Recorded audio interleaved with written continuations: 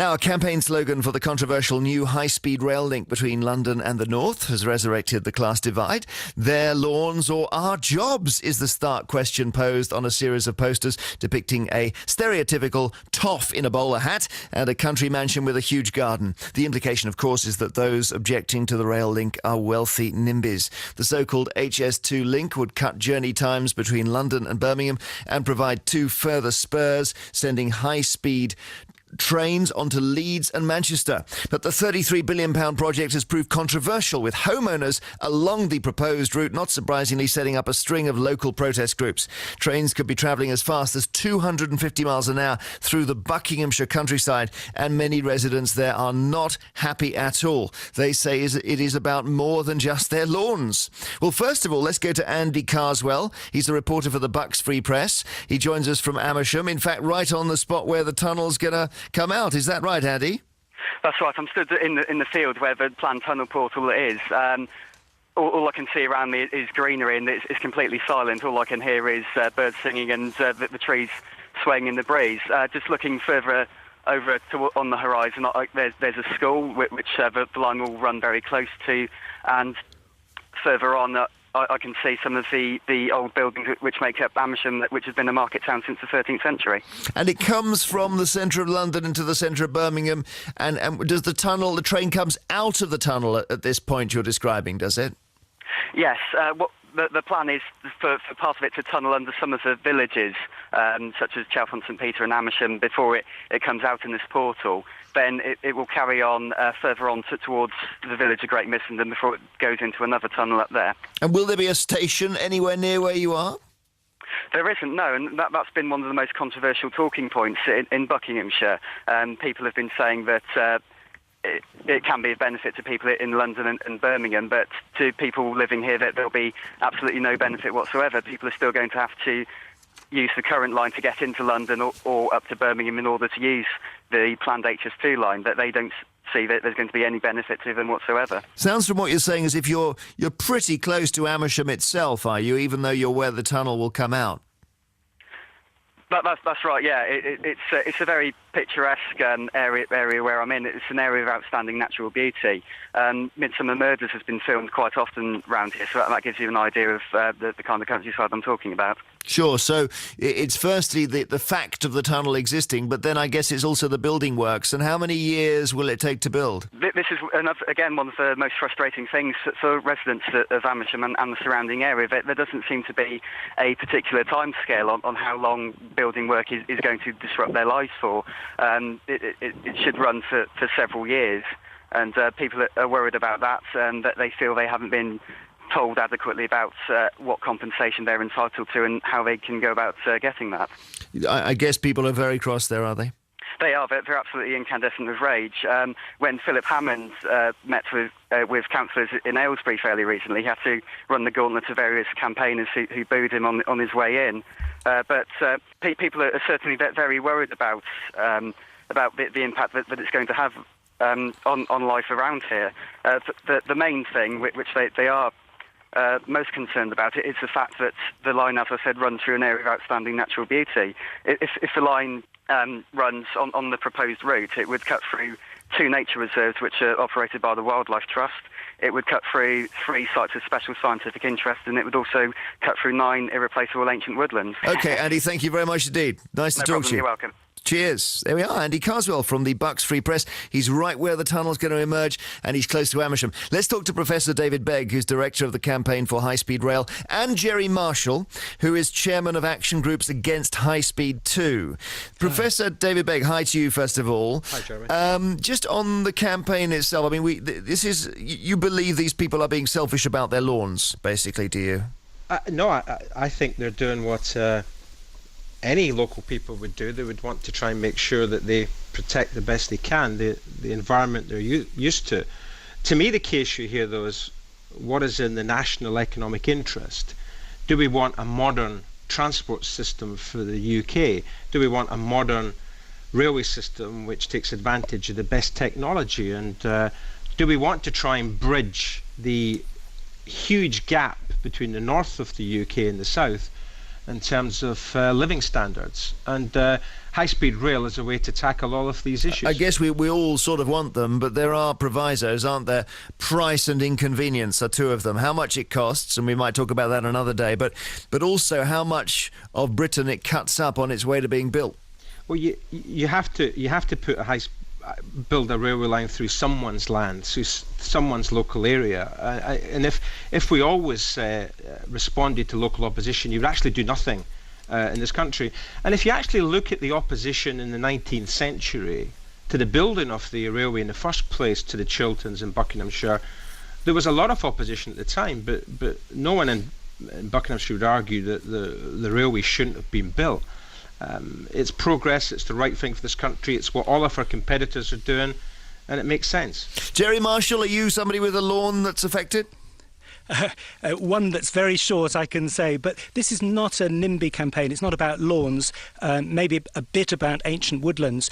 But, you know, the reason why the Taxpayers Alliance is against it is because it costs an arm and a leg. And the reason why the Green Party are against it is that it will increase CO2 emissions. But with the greatest respect, the reason the people that we've been talking about in Amersham and other places are against it is a NIMBY reason, isn't it? Which is they've got every right to say they don't want a railway line running around the back of their gardens. That isn't primarily why they're upset about Really? it. I get passionate about it because the case absolutely doesn't stack up. You know, this is going to cost every household in the country more than £1,000 before we even start on the kind of running subsidies, and it will be a white elephant. But why aren't people campaigning against it in Sunderland then, if it's nothing to do with the actual route of the railway? If people don't know about it, hopefully they'll listen to this and do something about it, because it will cost them. But mostly people are apathetic. You say, high-speed trains or not high-speed trains sounds like a good idea till you get down to the detail. And when you realise that HS1 in Kent is running at 1/3 of forecast demand and costs the taxpayer billions and has left commuters up in arms about the cutback in services, this will cost jobs because we have to fire so many nurses and policemen to pay for the £33 billion of cost. Jerry, what do you make then of the poster, their lawns or our jobs? Well, I think it's the dying throes of a campaign desperately trying to prop up an economic case which absolutely doesn't stack up. The DfT have had to fiddle the figures just to stop it collapsing, extending the forecast, making erroneous assumptions. 60% of the benefits that the DfT are talking about are completely erroneous. So the benefits are less than the cost. There's a much better way of dealing with this that will connect up the towns across the Midlands and to the north much more effectively, and will create more jobs and will create more capacity and leave trains less crowded. Let's stick on the lawns issue. David Begg, is that your slogan, David? Is it my slogan? No, you dream it up somewhere or commission it or what? Jeremy, I'm not that creative to come up with a slogan like that. Do you like it though? I do. I mean, I always like to focus on a really positive campaign. So for me, the key issue is that for decades now, we've lacked long-term vision and planning in transport, and it's no coincidence that we have some of the most congested transport infrastructure in the developed world. And at long last, we've not on the West Coast Main Line. Well, but in the West Coast Main Line, the issue for me is one overcrowded train a day, and that's at 7 o'clock when the peak fares, when the off-peak fares come in. So it's entirely artificial. In 10 years, Network Rail are arguing that the West Coast Main Line is full up. The East Coast wrong. We can more than double capacity. Jerry, do you know this?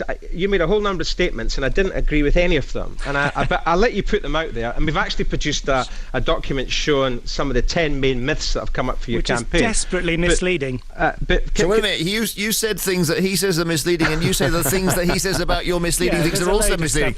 My goodness. Okay, David, carry on for a second. Well, I wanted to focus on the issue. And the issue is that we're slowly coming to terms with the fact that we've got permanent continual growth in a railway network, a level of growth that we just did not plan for.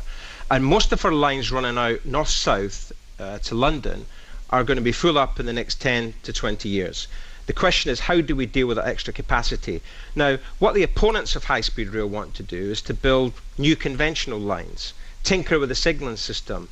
It's all just really putting a sticking plaster on a problem. And why should we have a railway system which is inferior to nearly all of the other countries in the developed world. I want the very best for this country. I want the best railway system. I want the best technology. Okay, Jerry, come back. We have a better alternative, which isn't sticking plaster. And, we can't wait till 2026 to deal with where there are problems of overcrowding, which is the route to Milton Keynes and Northants. That can be dealt with one specific junction change for a fraction of the cost that the government are paying in this Parliament. Jerry, what speed do you think? Double capacity on those trains. What speed do you think our trains should go at in 2026? Well, I think the Cologne-Frankfurt line is a pretty good model. That's an intercity train, very much like the West Coast Main Line. We can get speeds on the West Coast Main Line and East Coast Main Line up to 140, 150 miles an hour, which is fine for the kinds of distances that we have. That's fine. So that means that you want speeds which are 60 to 70% less than some of our major competitors. Not at all. The average HS2 speed is only 130 miles an hour to Birmingham. But it's not in terms, if you look at best practice in high-speed rail in Europe, best practice in Japan, what you're actually saying is that you want inferior technology for this country. The country that built the railways, you actually want a second-rate railway system. And that's where we disagree. Why do people need to connect? But why do people need to save time, David, on the train journey when they can work at their table? It's not time lost, is it, travelling by train? One of the big arguments for it is that if we are seriously to eat into the air market, especially from Scotland coming down to London, we need big journey time savings. You won't do that as long as it takes 4.5, 5 hours to travel from Edinburgh and Glasgow down to London. A fast train service will lead to a huge modal shift away from aviation towards rail. But we also want to do it. We also want to do it because if you actually put in conventional rail lines at conventional speeds, the economic case is much, much less attractive than putting in a high-speed railway line. Okay, Jerry Marshall, last word to you, then we'll stop. Only 6% come from aviation, according to HS2, and those are declining routes anyway, so there'll be very little effect.